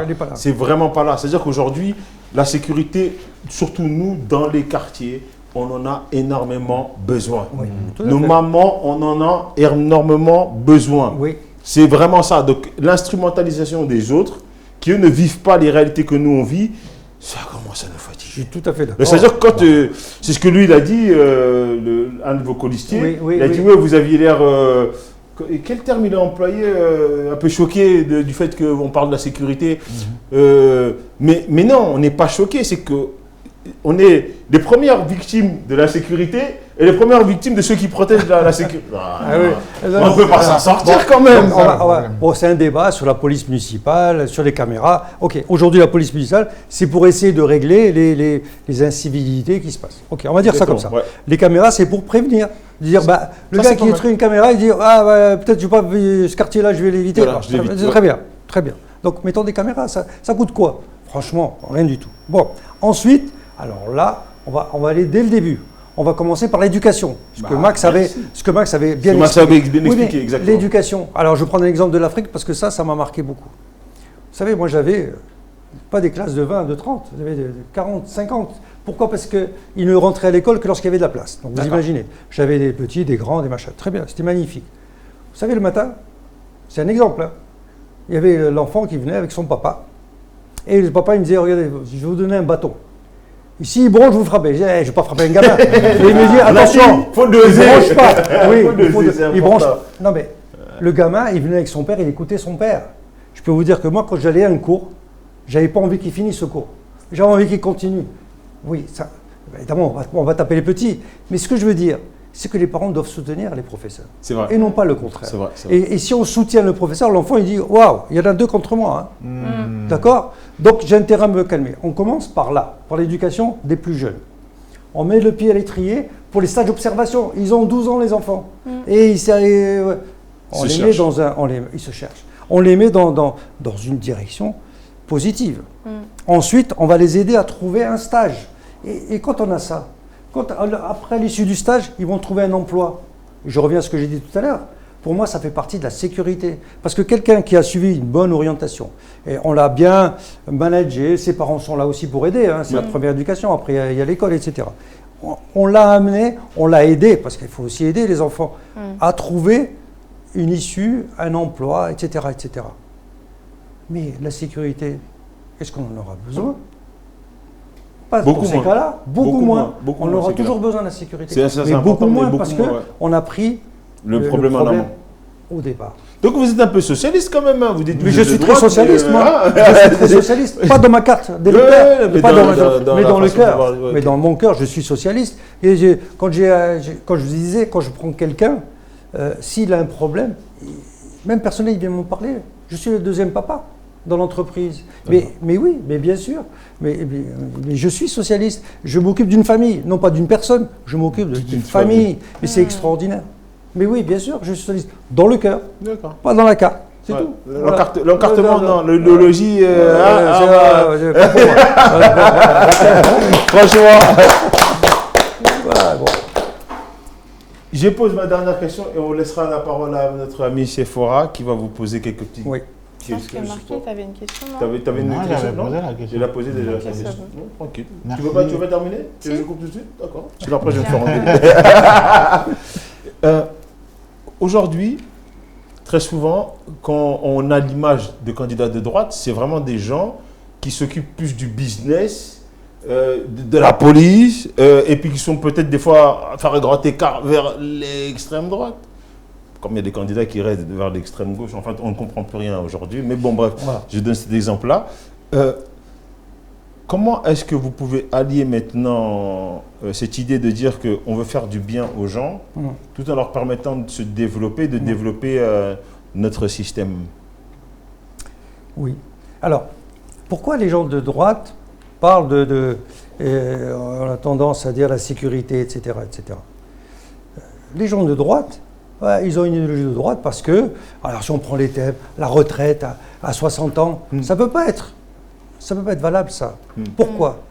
Parce qu'aujourd'hui, vous avez ce qu'on appelle les actifs et les retraités, par exemple. Aujourd'hui, on est à 62, 63, 64, on est très juste. Parce que si on baisse l'âge, il va se passer quoi? Il y aura plus de retraités que d'actifs. On fait comment pour les payer? Maintenant, Vous savez comment on définit les retraites? Il y a 3 critères. Il y a les cotisations, les gens ils cotisent. Il y a les perceptions et il y a le temps. Si on prend les cotisations, c'est bon, on en a assez de payer des impôts, des taxes, des machins. Arrêtons avec ça. Si on prend les gens qui feraient la retraite, est-ce qu'on va leur diminuer la retraite? Elle est déjà très basse. Est-ce qu'on va leur baisser la retraite? Non. On peut jouer que sur le 3e critère, qui est le temps. On ne peut pas partir à 60 ans. Ça n'est pas strictement pas possible. Alors la droite... Mais pas dans tous les métiers, on est d'accord que ça c'est non, un métier... alors oui, alors bien sûr, il y a des métiers qui sont très compliqués. Et cela on peut comprendre. Les gens qui lèvent, je sais pas moi, des trucs, des tonnes, bon, cela on peut comprendre. Les routiers, ceux qui travaillent qui ont été dans l'usine tous les jours, etc. Voilà, mais on peut comprendre. Je vais vous couper 2 secondes. Oui. Bon. Après, vous n'avez pas été dans le gouvernement encore de l'autre côté, mais vous pourrez envoyer ça à votre candidat et lui poser cette question. Peut-être qu'il aura cette réponse-là. Pourquoi, à un moment donné, on a essayé de niveler tout le monde à la même position? Parce qu'il y a des métiers, je suis désolé, quand on est en station debout pendant 12 heures, par exemple pour les agents de sécurité, quand vous lui dites à 64 ans d'aller encore faire l'agent de sécurité et d'aller courir sur un petit jeune qui va hyper vite, vous comprenez que ce n'est pas possible. Mais bien sûr. Pour un pompier, 64 ans. Un policier, 64 ans. Mais de quoi on a... Cheminot. Oui, c'est vrai. Il y a des métiers plus simples que les autres. Et donc, il faut un juste milieu. Alors, on ne peut pas partir à 67 ans comme dans les autres pays, mais il faut faire attention parce qu'à un moment donné, ceux qui vont pas pouvoir avoir la retraite, ce sont nos enfants, nos petits-enfants. Donc, il faut penser à demain. Il ne faut pas penser juste maintenant. Je ne veux pas, pour aller pour répondre à votre question, je ne supporte pas qu'il y ait des gens qui disent, eh ben, vous travaillez et nous on récupère. C'est pas ma mentalité. Oui, il faut que tout le monde puisse participer à l'effort. Tout le monde participe à l'effort. Tout le monde, les gens qui sont ils sont dans la difficulté parce que ça peut arriver des incidents dans la vie, etc. On peut les aider. Mais il ne faut pas dire, moi, je suis là, tranquille, toi, tu n'as qu'à bosser et puis moi, je récupère. Ça, je ne peux pas supporter. Voilà. Ça, on est d'accord. Mais maintenant, est-ce que... Moi qui ai plein de questions, on dirait maintenant, vous m'avez bien allumé, monsieur. Il va falloir vous calmer, monsieur. Est-ce que vous ne pensez pas qu'à un moment donné, si on venait voir tous les Français et qu'on leur dit demain, on aura un avenir meilleur si tout le monde participe à l'effort de faire avancer la société. Tout le monde n'irait pas faire avancer la société française? Je ne suis pas sûr. Qui? Je ne suis pas sûr. Mais c'est ça. Non, mais je pose la question, je pose vraiment ça. Parce que, est-ce qu'ils l'ont fait déjà dans ce sens-là, avant de pouvoir dire que c'est pas possible? Ils ne l'ont jamais fait. Ils ne sont pas allés voir les Français en leur disant, les gars, on est dans les problèmes, venez, on se met tous là, en fonction de ce que vous gagnez, toi tu vas donner 1 euro, l'autre il va donner 1 million, etc., etc., etc. Personne n'a fait ça. Non, et puis c'est pas juste non plus. Non, mais personne n'a fait ça. Oui. Personne n'a fait ça, on est d'accord. Non, on est d'accord. Ça veut dire que personne n'a demandé aux Français, solennellement, citoyens français, venez, on est dans des problèmes, on y va tous ensemble. Par contre, on nous demande d'aller faire une guerre dont on ne sait pas la couleur et de sacrifier nos enfants. Non, mais moi, je suis pas d'accord. La chair de notre chair. Mais bien sûr, c'est ridicule. Moi, je dis devant les caméras, ça c'est ridicule. Voilà. On va tuer nos enfants. Mais qu'est-ce que c'est que cette histoire? Et pourtant, il y a des forces vives aujourd'hui, il y a des gens qui sont sur Internet, qui sont en capacité de réfléchir, il y a des jeunes filles qui montent des entreprises tous les jours. Oui. Ils demandent même qu'on les aide, des jeunes garçons aussi, qu'on les aide à avancer. Et j'ai pas l'impression, quand j'entends le discours, surtout à droite, et je pense que c'est aussi là où les gens étaient déçus, parce qu'il y a beaucoup de gens qui pensent que tout le monde vient de gauche parce qu'il est dans la cité. Non, la plupart des gens qui sont dans la cité, c'est des capitalistes. Je le dis, je l'affirme. Ils sont des capitalistes, ils ont besoin d'oseille, ils ont besoin de sortir maman de tous les problèmes. Donc maintenant, on va arrêter les bêtises. C'est ça. Mais on n'a jamais vu quelque chose qui nous a dit à un moment donné, venez, on se prend tous bras dessus, bras dessous. Voilà, moi j'ouvre un guichet unique pour les jeunes, machin, nanana. Mais pour les entrepreneurs, c'est ça. Aujourd'hui, on a des taxes, c'était à 20%, après on est passé à 21% en tant qu'entrepreneur. On passe à 26% maintenant, un truc.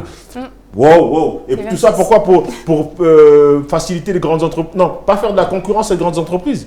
Mais on ne peut pas se battre avec eux, vous racontez quoi? Non, il y a un moment donné, c'est là où les gens ne peuvent plus suivre ce discours-là, parce qu'on se dit, économiquement, la France est un pays, un vivier fort, que ce soit dans les campagnes, Parce qu'il y a des gens qui quittent la ville pour aller prendre une ferme, un truc comme ça, et de faire d'élevage, etc. On tue leur travail, leur activité. Sur quel prétexte? Personne ne sait. Dans les villes, les jeunes qui veulent s'en sortir, qui disent on va s'en sortir, on va faire une société, ils se retrouvent, ils mettent le truc en place, le lendemain, il y a les impôts, le lendemain, je ne sais pas quoi, le lendemain, il y a un nouveau décret, le lendemain, il y a un nouveau machin. Et on entend qu'à la télé, oui, mais lui, il a volé. Donc, comme lui, il a volé, tout le monde est puni. Wow. Je ne sais même pas comment c'est. Donc, la droite, hein, vous aime bien, hein, mais ça, là, on fait comment? Revenons à notre ville. On va revenir à notre ville. J'étais élu en 2001 dans le conseil municipal. D'accord. Et puis territorial, puisque la communauté d'agglomération, et après le territoire. Mais à l'époque, en 2001, je vous donne un exemple. J'avais le Parti communiste, par exemple, qui était dans la majorité. Je faisais partie de la majorité. Et qui disait tout le temps, son discours, c'était vous les patrons, en gros, vous êtes des esclavagistes. Ça commençait à m'énerver. Non mais ça commençait à m'énerver, ça. Surtout pas vous, j'ai dit, mais, quand on suit votre parcours. Mais moi, c'est l'exemple de 90% des sociétés. Dans le Val-de-Marne, on a 90% de petites sociétés. Mais c'est eux qui embauchent. Alors, je lui dis, mais toi, t'as fait quoi, toi? Toi, tu vis sur le maire adjoint, tu touches un salaire. Mais t'as fait quoi pour les entreprises, pour les gens? T'as fait quoi? T'as fait quoi? C'est bien beau de te dire, vous les patrons, vous croyez quoi? Qu'on va jouer au golf et qu'on fait travailler les gens? Mais alors, faut arrêter cette mentalité. Mais nous, on ouvre la porte les premiers, on ferme les derniers et on est les derniers à être payés. Non, mais et on déplace le matériel Non mais il faut pas avoir la mentalité juste parce qu'on est de droite. On est de droite, c'est-à-dire de droite, c'est quoi droite-gauche? Moi je vois l'intérêt des gens, notre population, nos concitoyens, quels sont leurs soucis, quelles sont leurs préoccupations et d'essayer de répondre à leurs préoccupations. On a vu un grand pan de préoccupation pour la jeunesse, c'est important, très important, on essaie d'y répondre. On a vu aujourd'hui les entreprises, pourquoi on parle d'entreprises? Parce que c'est le financement de la ville, parce que ce sont les impôts qui permettent de payer les routes, les machins, etc. C'est aussi important. C'est ça. Maintenant, ça veut dire quoi, droite, gauche? Moi, je n'ai jamais compris. Moi, je sais quelles sont les préoccupations et j'essaie d'y répondre. Et si je suis dans la liste de Brecht, c'est parce que lui maîtrise ces dossiers-là. Vous l'avez vu, vous l'avez interviewé. Et parce que je l'ai vu pendant plus de 20 ans, puisque on était au conseil, il était en opposition, moi j'étais dans la majorité. Je l'écoutais, je voyais ces interventions pertinentes, intelligentes, et je le vois aujourd'hui. La ville doit être gérée comme une entreprise. Je pense que le meilleur maire doit être un chef d'entreprise. Pourquoi? Parce qu'il a des collègues. Il a des collègues, l'administration, qu'il faut gérer. Pas en avoir de trop, pas en avoir de pas assez. Il faut avoir une administration qui travaille. D'accord? Ça, c'est le cas de Créteil. C'est une bonne administration. Et puis, vous avez des clients. Les clients, c'est qui? C'est les concitoyens, les concitoyennes. Il faut répondre à leurs demandes. C'est quoi ça? Ils ont des préoccupations tous les jours. On a parlé de sécurité, on a parlé d'éducation, on a parlé d'emploi. Il faut qu'on réponde. Qui est le plus à même de répondre? C'est pour ça que je suis dans la liste de Thierry Brecht. Parce qu'il est capable d'y répondre. Il maîtrise les dossiers, vous l'avez vu, il répond tout de suite. Il maîtrise tous les dossiers. Il a des réponses pertinentes, adéquates aux demandes. Et bien moi, ça me va très bien. C'est pour ça que je suis dans sa liste. Alors là, quel collectif, quel je vous ai un peu secoué, mais j'espère que pas trop. Pas du tout. Il fallait qu'on rentre vraiment le message. On va finir avec notre ami Sephora. Qui a quelques petites questions. J'en ai pas beaucoup, j'en ai que 3 pour conclure. Un mot pour décrire votre candidat et pourquoi? Pourquoi avoir choisi ce mot? Alors, Thierry Brecht, je le connais depuis, comme je vous l'ai dit, plus de 20 ans, puisqu'on était ensemble, j'ai vu intervenir, etc. Et puis, c'est un chef d'entreprise qui avait partie de mon club d'entreprise. Donc, mis à part le côté, je dirais, mairie, on a parlé aussi d'autres choses, des choses concrètes, on a parlé d'emploi, etc., etc. Et j'ai vu comment il travaille. C'est un travailleur. Donc le mot, ce serait travailleur. C'est un travailleur, c'est un honnête homme. C'est très important. Pour moi, c'est un honnête homme. Il est honnête, il est intègre. Non, faut choisir un, il est travailleur, on va dire que c'est. Il maîtrise les dossiers. Il maîtrise les dossiers. C'est important pour pouvoir répondre à une préoccupation, il faut maîtriser le dossier. Il faut savoir de quoi on parle. Il est conseiller régional. Je suis obligé de vous couper. On a dit travailleur. Travailleur. Question suivante. Elle avait demandé et pourquoi? Elle a répondu avant, il a répondu avant en disant parce que c'est un travailleur avant, etc. Oui, et puis, monsieur le journaliste, il faut suivre ici. Hein. Et donc je disais, on a dit travailleur. Question suivante. Et je disais, vous avez vu, ils n'écoutent pas les gens de droite. Hein. La mairie doit être gérée comme une entreprise. J'ai précisé. Okay. C'est un chef d'entreprise. D'accord. Donc, parenthèse. Voilà. Merci pour la deuxième question. Qu'est-ce que vous direz à des jeunes de Créteil, qui sont dans des situations de précarité et qui veulent s'en sortir dans la ville? Ce serait quoi votre conseil? Des jeunes, des ados, des tout petits? Des jeunes entre 18 et 30 ans. Alors, moi ce que je dis aux jeunes, ce que je leur dis toujours, quand je les côtoie, quand ils viennent me voir, je leur ai dit, dans la vie, on peut vous aider, mais celui qui peut le mieux vous aider, c'est vous-même. C'est vous-même. Et il va falloir... Moi, ce que je leur disais aussi, j'avais un slogan chez moi. Quand on rentrait chez moi, on voyait un slogan. La vie consiste à passer du potentiel au réel. Merci, monsieur. La vie consiste à passer du potentiel au réel. Applaudis. On a chacun en nous du potentiel. Donc il faut l'exploiter. Il faut... Allez, sortez votre potentiel. Allez l'exprimer. Alors, c'est facile de dire ça, c'est des mots. Il faut des actes. Les actes, c'est, depuis les plus jeunes âges, il faut les mettre dans ce qu'ils vont avoir plus tard, dans l'entreprise. Il faut les faire côtoyer. Il faut faire côtoyer des entrepreneurs. Il faut qu'ils regardent comment ça se passe, comment on travaille en équipe. Comment je peux travailler avec le gars là, que je ne connais pas, et il va falloir que je le connaisse, il va falloir que je travaille avec lui. Comment on fait? Et tout de suite après, qu'il puisse intégrer l'entreprise. Moi, je dis que l'entreprise, elle résout beaucoup de problèmes. Elle résout beaucoup de problèmes. Merci, monsieur Michel. Troisième et dernière question. C'est un petit peu pour un peu vous connaître. Avez-vous des origines? Oui. Si, alors des origines où je suis né, par exemple? Oui, ou des origines de vos parents, de savoir un peu... Oui. Parce que vous avez parlé de la Côte d'Ivoire, de la diversité, donc alors j'ai un parcours un peu atypique, pour savoir un petit peu. Je vais vous raconter mon parcours. Je suis né au Maroc, d'accord. Donc dans une famille de 10 enfants. Waouh. Mes parents étaient très modestes. Très modestes. Quand je dis que très modestes, c'est on habitait dans 2-3 pièces au Maroc, dans un petit bâtiment. J'y suis retourné il y a un mois, j'ai été regardé. Le bâtiment n'a pas bougé du tout. Le carreau cassé, il est resté cassé, etc. Ah ouais. J'ai été voir l'épicier qui a été repris par son fils, etc. Voilà. Et donc, on était très modestes. Bon. Après, on est parti, parce que j'étais juif de religion. Bon, on a dû quitter parce qu'il y avait des événements qui se passaient la guerre des 6 jours. Mais les Marocains étaient pour rien, sauf que bon, l'ambiance n'était pas bonne. On est parti comme beaucoup de choses sont parties. Aujourd'hui, les Juifs au Maroc sont très heureux.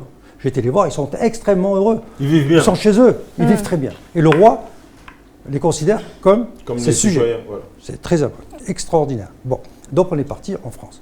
En France, c'était l'époque bizarre. J'habitais à Toulouse, en banlieue.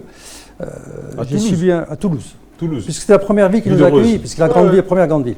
Et donc on s'est tous rejoints à Toulouse. Ça ne me plaisait pas. Ça ne me plaisait pas. Je ne voulais pas continuer dans une voie normale. Et j'ai dit à mes parents, moi je veux aller en Suisse, faire mes études d'ingénieur. Quoi? Ouais, qu'est-ce que c'est que cette histoire-là? Oui, parce que je connais des gens qui ont fait l'école d'ingénieur. À 16 ans et demi, j'ai eu une dérogation pour aller faire mes études en Suisse. Donc j'ai fait mes études. Ah, ils m'ont dit, bon, vas-y, ils m'ont aidé. Et donc, je suis parti en Suisse. Parce que, mes parents n'ayant pas les moyens, vous savez, dans le monde, il y a des organisations juives qui aident les étudiants, etc. Et j'ai bénéficié de cette aide. Donc, j'ai fait mes écoles d'ingénieur sans avoir à payer quoi que ce soit, puisque je n'avais pas les moyens.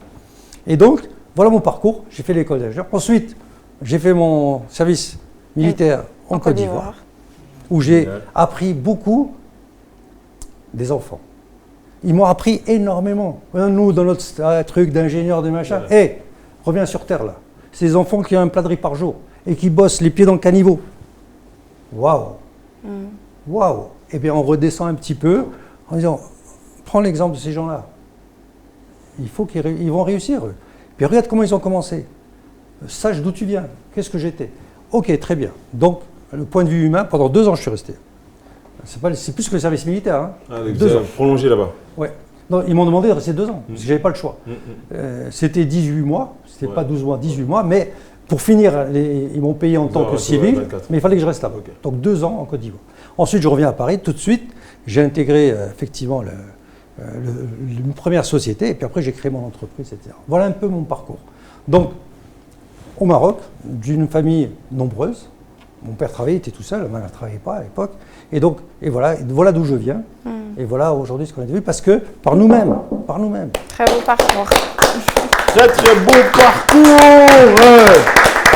Alors là, mes petits ninjas, j'espère que vous avez pu en prendre plein les oreilles, parce que nous on en a pris plein les oreilles, bien sûr, on a appris beaucoup de choses.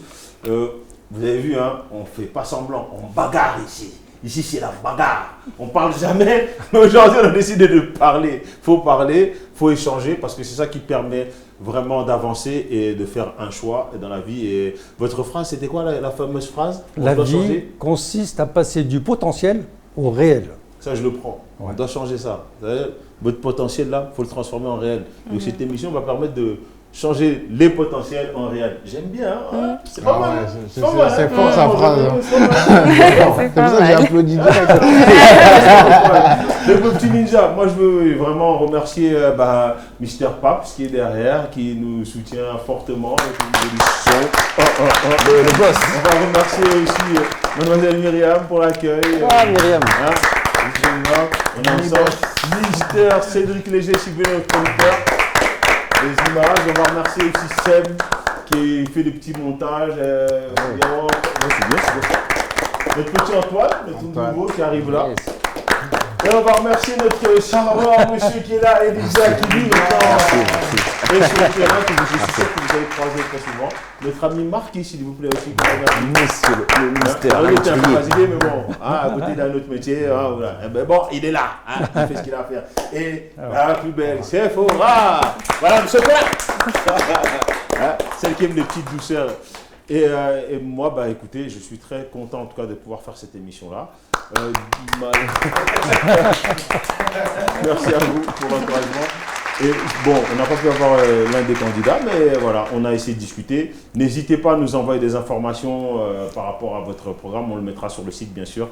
Il n'y a rien ni de méchant, ni de gentil. Nous, on pose les faits. Et j'espère que les Christians pourront choisir. Et que dans d'autres villes aussi, ça vous poussera à aller discuter avec vos candidats et à prendre conscience qu'il faut prendre soin de soi. Oui. C'est important et qu'aujourd'hui, le potentiel, il faut le transformer en réel. Donc, si vous restez chez vous, c'est quelqu'un d'autre qui va faire le réel pour vous. Donc, prenez soin de vous. Bénédiction à vous, Ninja, et à très vite. Peace. Wow, bravo. Merci.